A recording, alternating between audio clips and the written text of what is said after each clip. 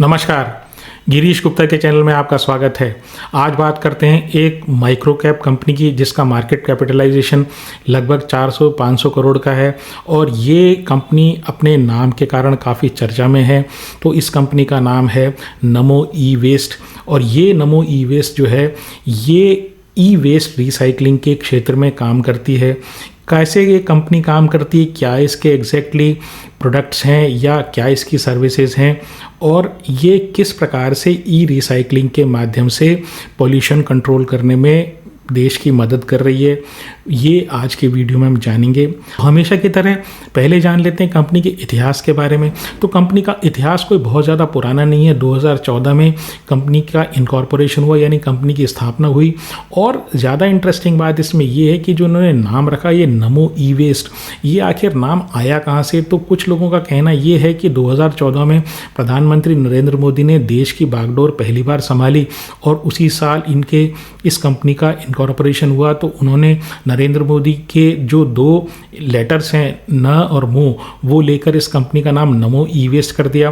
कुछ अन्य लोगों का मानना ये है कि ये कंपनी जो है ये इसके प्रमोटर जैन फैमिली है। तो जैन जो मतावलंबी भाई हमारे होते हैं उनके लिए नमोकार मंत्र जो है वो बहुत ही पवित्र मंत्र माना जाता है। तो उस नमोकार मंत्र का जो नमो है वो इन्होंने लेके इस कंपनी के नाम के लिए इस्तेमाल किया है। तो खैर बात ये कि चाहे उन्होंने किसी भी कारण से कोई भी उसका राज रहा हो कि इन्होंने नमो नाम क्यों रखा, लेकिन बात ये है कि मैनेजमेंट का जो ये मूव है बड़ा स्मार्ट मूव है और इस नाम ने कंपनी की विजिबिलिटी एकदम तेज़ी से बढ़ा दी है और ये शेयर जो है हमारे रिटेल इन्वेस्टर्स में काफ़ी पॉपुलर है।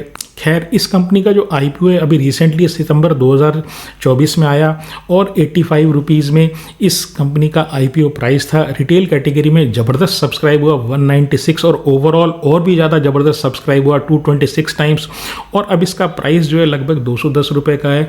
तो साल भर में इस कंपनी ने अपने शेयर होल्डर्स की वेल्थ जो है जिन्होंने आईपीओ में सब्सक्राइब किया था उसकी वेल्थ 2.5 गुना कर दी है। तो काफ़ी अच्छा रिटर्न है।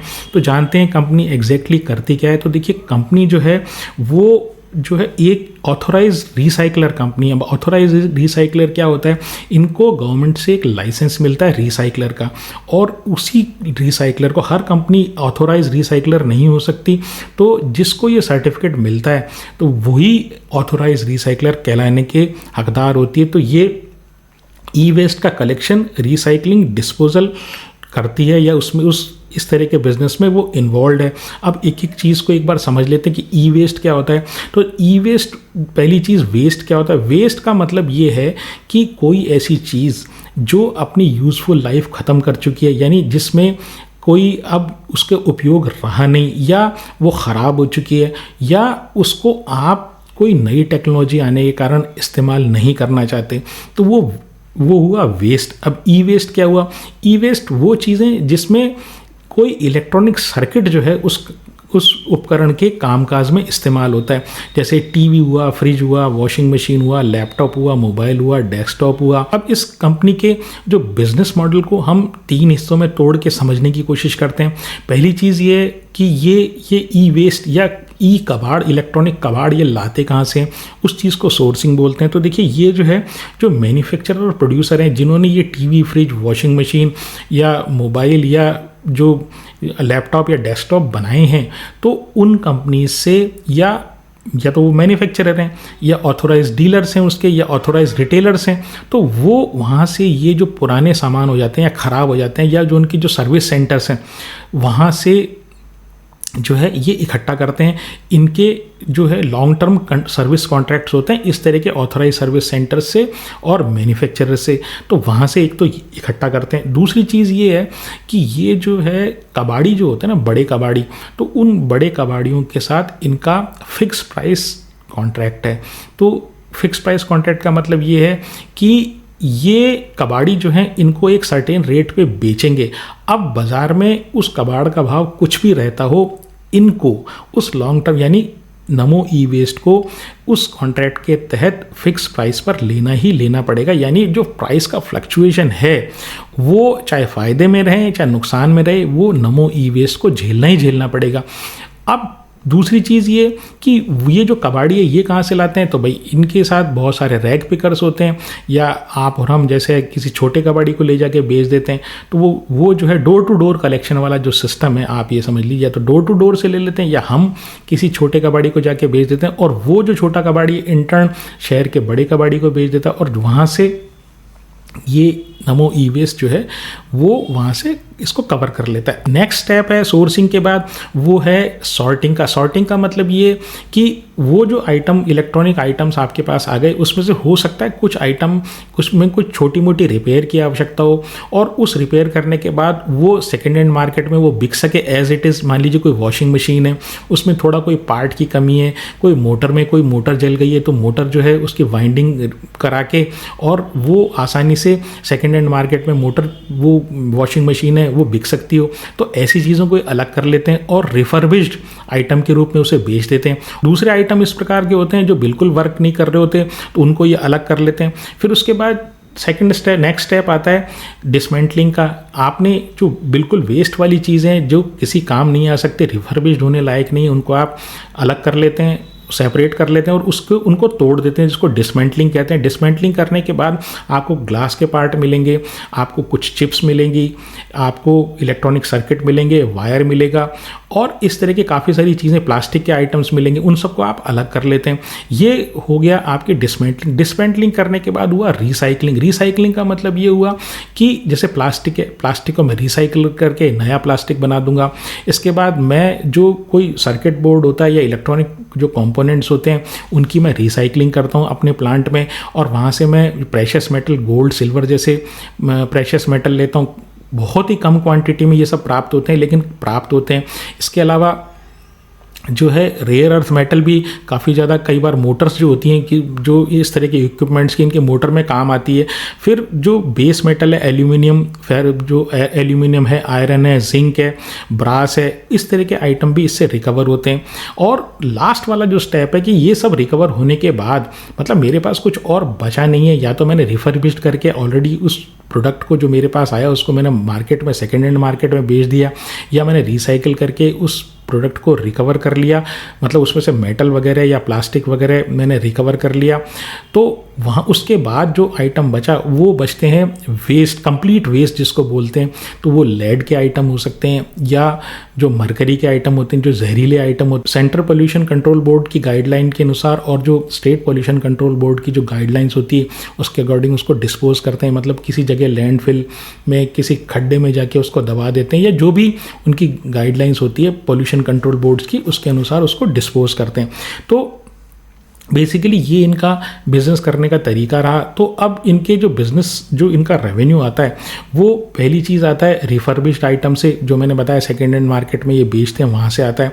दूसरा रिसाइकलिंग से, रिसाइकलिंग से जो इनको मेटल वगैरह प्राप्त होता है और प्लास्टिक वगैरह प्राप्त होता है, वहाँ से इनको रेवेन्यू आता है, उसको बेचने से रेवेन्यू आता है। इसके अलावा जो तीसरा इनका आइटम है वो है डेटा डिस्ट्रक्शन। अब डेटा डिस्ट्रक्शन का मतलब क्या हुआ, देखिए कुछ कंपनीज ऐसी होती हैं कि जैसे आईटी वाली कंपनीज होती हैं, उनको अपने लैपटॉप जो है वो बेचने होते हैं। तो वो बेचने के लिए मतलब वो ई वेस्ट अगर हो जाते हैं तो उनकी पहली रिक्वायरमेंट ऐसी होती है कि हो सकता है कर्मचारी के लैपटॉप में डेटा हो, वो कम सेंसिटिव डेटा हो सकता है, स्पेशली अगर वो बैंक वगैरह कोई संस्थान हो तो वहाँ पर होता क्या है कि पहली रिक्वायरमेंट ये होती है कि उस डेटा को डिस्ट्रक्ट किया जाए और हार्ड डिस्क को जो है प्रेमाइसेस में ही ख़त्म किया जाए। तो ये जिस कंपनी के यहाँ ये डेटा डिस्ट्रक्शन का ठेका लेते हैं, वहाँ पर ये अपनी मशीन ले जाके और पहले उस हार्ड डिस्क को डीगॉस करते हैं। डीगॉस का मतलब ये है कि देखिए कुछ मैग्नेटिक फील्ड जो है वो इस तरह का डाला जाता है उसके ऊपर कि उसमें से जो उसकी मैग्नेटिक प्रॉपर्टी होती है हार्ड डिस्क की वो ख़त्म हो जाती है, तो उसमें डेटा जो है इरेज हो जाता है, उसमें डेटा वापस डाला नहीं जा सकता। फिर एक और ये काम करते हैं वो सॉफ्टवेयर के थ्रू डेटा जो है ये बिल्कुल उसको डेटा को इरेज कर देते हैं, जिसको फॉर्मेटिंग बोलते हैं, एक पर्टिकुलर सॉफ्टवेयर की सहायता से। तो वो सॉफ्टवेयर बना इसलिए होता है क्योंकि डेटा डिस्ट्रक्शन के लिए। और फिर क्या होता है, उसकी श्रेडिंग होती है, हार्ड डिस्क की श्रेडिंग, मतलब उसको टुकड़ों में तोड़ दिया जाता है। तो ये जो सर्विस इनकी है डेटा डिस्ट्रक्शन की सर्विस जो है, यहाँ से कुछ रेवेन्यू इनका प्राप्त होता है। और जो तीसरा इनका काम है या कहीं चौथा काम है वो एक्सटेंडेड प्रोड्यूसर्स रिस्पॉन्सिबिलिटी। तो वहाँ उससे, उन सर्टिफिकेट से और कंसल्टिंग से इनको रेवेन्यू प्राप्त होता है। कानून में एक सिद्धांत होता है जिसको कहते हैं कि जिसने पर्यावरण को नुकसान पहुंचाया है या जिसने पॉल्यूशन किया है उसी को ये पॉल्यूशन का जो नुकसान है वो भुगतना पड़ेगा, या पॉल्यूशन को हटाने की जो जिम्मेदारी है वो भी उसी की है। तो जितनी भी ये आईटी कंपनीज़ हैं या जितने भी ये मैन्युफैक्चरर्स हैं जो लैपटॉप बनाते हैं या फ्रिज बनाते हैं या टीवी बनाते हैं या मोबाइल फ़ोन्स बनाते हैं, तो ये सारे इन्होंने आइटम बनाए, आइटम बनाने के बाद इन्होंने बाजार में बेचे और उनसे मुनाफा कमाया। लेकिन अब इसका डिस्पोजल में के कारण जो नुकसान हो रहा है पर्यावरण को, वो भी ये जिन्होंने पॉल्यूशन की शुरुआत की है यानी मैन्युफैक्चरिंग कंपनीज, उन्हीं को भुगतना पड़ेगा। तो इसलिए उनको सरकार ने एक जिम्मेदारी डाली कि भाई कुछ जो आपने जैसे 100 पीस बनाए तो उसमें से कम 40 पीस, उदाहरण के लिए बता रहा हूँ कि 40 पीस की जिम्मेदारी आपकी है कि रिसाइकल होके वो वापस इकोनॉमी में लौटें। तो ये सारी चीज़ जो होती है ये कंपनीज़ की, जिस तरीके से कार्बन क्रेडिट होता है उसी तरीके का सिस्टम है ये। तो वहाँ पर कंपनीज़ के ऊपर ये जिम्मेदारी, मैन्युफैक्चरिंग कंपनीज़ के ऊपर ये जिम्मेदारी होती है कि भाई आप जो है ना सर्टेन नंबर ऑफ आइटम्स या certain percentage of your items produced वो आप रिसाइकल करके इकोनॉमी में वापस लेके आएँ ताकि पॉल्यूशन कम हो सके। तो अब ये कंपनीज़ क्या करती हैं, खुद तो कुछ करती नहीं क्योंकि इनका ये काम है नहीं, तो ये क्या करती हैं, ऐसी रिसाइकलिंग कंपनीज़ जो होती हैं, नमो ई वेस्ट टाइप की कंपनीज, इनसे करार करती हैं और ये कहती हैं कि भाई आप जो है ना हमारे लिए ये रिसाइकिल करके दे दो और हम जो है आपकी रिसाइकलिंग की रिस्पॉन्सिबिलिटी हम लेंगे, आप हमें एक सर्टिफिकेट दे दीजिएगा और उस सर्टिफिकेट के बदले में हम आपको पैसे दे देंगे। तो ये पूरी तरह मान्य कॉन्ट्रैक्ट है, सरकार की तरफ से अलाउड है कि भाई अगर मैन्युफैक्चरिंग कंपनीज खुद ये रिसाइकलिंग नहीं कर सकती हैं तो किसी दूसरे से रिसाइकलिंग कराएं और उसके मार्फत, उसके थ्रू जो वो सर्टिफिकेट देगा आपको, उसके लिए ये मान लिया जाएगा कि भाई इस कंपनी ने यानी इस मैन्युफैक्चरिंग कंपनी ने ही ये रिसाइकलिंग की है और पॉल्यूशन को, जो एनवायरनमेंट को पॉल्यूशन से बचाया। तो ये जो EPR सर्टिफिकेट या एक्सटेंडेड प्रोड्यूसर्स रिस्पॉन्सिबिलिटी की जो सर्टिफिकेट है वो भी इस नमो ई वेस्ट के लिए एक सोर्स ऑफ रेवेन्यू है। फिर इनके जो 3 रिसाइकलिंग प्लांट्स हैं, एक फरीदाबाद में, नासिक में, पलवल में, इसके अलावा नासिक में इनका lithium ion battery recycling plant भी आ रहा है और हैदराबाद में इनका ई वेस्ट प्लांट भी आ रहा है। हैदराबाद में इसलिए कि हैदराबाद में बहुत सारी IT कंपनीज है जिनके बहुत सारा ई वेस्ट कलेक्ट होता है, तो वहाँ से जो है इनको काफ़ी सारा बिजनेस मिलने की उम्मीद है। अभी तक ये 77,500 टन ई वेस्ट जो है रिसाइकिल कर चुके हैं। 270 से ज़्यादा इनके क्लाइंट्स हैं। 30,500 मीट्रिक टन पर एनम की इनकी ई वेस्ट रिसाइकलिंग की कैपेसिटी है, जो Q3 FY26 में 68,000 मीट्रिक टन पर एनम हो जाएगी। 26 से ज़्यादा इनके कलेक्शन सेंटर हैं ऑल ओवर इंडिया में। हालांकि ये जो है कुछ ही स्टेट्स में जो है वो कंसंट्रेटेड है इनका ऑपरेशंस। स्ट्रेंथ की बात करूं तो देखिए स्ट्रॉन्ग टेलविंड सेक्टर है ये ई वेस्ट का, रिसाइकलिंग का बहुत ही ज़्यादा पॉपुलर थीम है वर्ल्ड वाइड लोग कंसर्न है, सरकारें कंसर्न है इस पॉल्यूशन से, हर तरह के पॉल्यूशन सरकारें कंसर्न है। तो पॉल्यूशन एज ए थीम जो है वो अपने आप में एक अपकमिंग सेक्टर है। दूसरी चीज़ ये कि भारत सरकार जो है ये मेक इन इंडिया के माध्यम से काफ़ी ज़्यादा रिसाइकलिंग को प्रमोट कर रही है और कुछ इंसेंटिव भी इस तरह की कंपनीज़ को देती है। और तीसरी चीज़ ये कि भारत में ई वेस्ट रिसाइकलिंग जो है ना बहुत ही नया कंसेप्ट है। अभी ये जो इंडस्ट्री नेसेंट स्टेज में या शैशवावस्था में है ये, और आगे इसकी स्कोप जो है ना बहुत ही ज़्यादा बढ़ने वाला है। अब इनकी वीकनेस की बात करूं तो सबसे बड़ी वीकनेस इनकी ये है कि इनकी रिसाइकलिंग इनके रॉ मटेरियल पर डिपेंड करेगी। रॉ मटेरियल क्या है इनका, वो है ई वेस्ट। अब ई वेस्ट कहाँ से आता है, वो आता है एग्रीगेटर से, और एग्रीगेटर जो है ना वो उनसे ये लॉन्ग टर्म कॉन्ट्रैक्ट करते हैं। तो जैसे मैंने बताया वो फिक्स प्राइस कॉन्ट्रैक्ट होता है। तो अगर कबाड़ का भाव बाज़ार में कुछ भी हो, क्योंकि कबाड़ का जो भाव होता है, जो उससे निकलने वाले जो मेटल होता है, जो रिसाइकिल जो प्रोडक्ट प्राप्त होते हैं उसको बेच के जो इस तरह की रिसाइकलिंग कंपनीज कमाती है उसके ऊपर डिपेंडेंट होता है वो भाव, कबाड़ का भाव। लेकिन यहाँ क्या है, इनका फिक्स प्राइस कॉन्ट्रैक्ट है।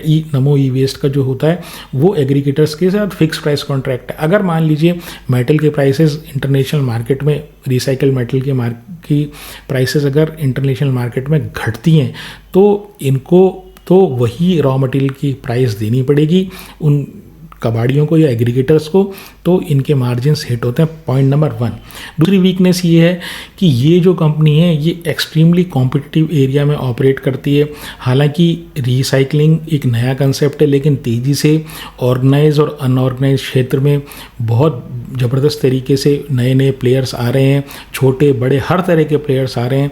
और उससे प्रभाव ये होने वाला है कि चूंकि इनका डिपेंडेंस कंप्लीटली रॉ मटेरियल के ऊपर है और रॉ मटेरियल कलेक्शन जो ये करते हैं वे एग्रीगेटर्स के ऊपर डिपेंडेंट है, तो वहाँ से इनको जब बड़े ज़्यादा नंबर ऑफ प्लेयर्स हो जाएंगे तो जो रॉ मटेरियल देने वाला या आप हमारे जैसे जो ई वेस्ट देने वाले लोग होंगे उनकी भी बार्गेनिंग पावर जो है बढ़ेगी, वो ज़्यादा प्राइस की डिमांड करेंगे। इसी तरह से एग्रीगेटर्स जो हैं वो भी ज़्यादा प्राइस की डिमांड करेंगे और इस तरह की कंपनीज़ को ये जो है एक बड़ी समस्या का सामना करना पड़ सकता है due to a lot of competition. अब इनके मार्केट कैप की बात करूँ तो बहुत ही छोटा मार्केट कैप है और 480 करोड़ का मार्केट कैप है। डेट टू इक्विटी जो है वो हर 100 रुपये की इक्विटी पर 2 रुपये का कर्जा है तो नेग्लिजिबल है। ROE जो है 13.7 है, लेकिन P जो है वो 57 का है।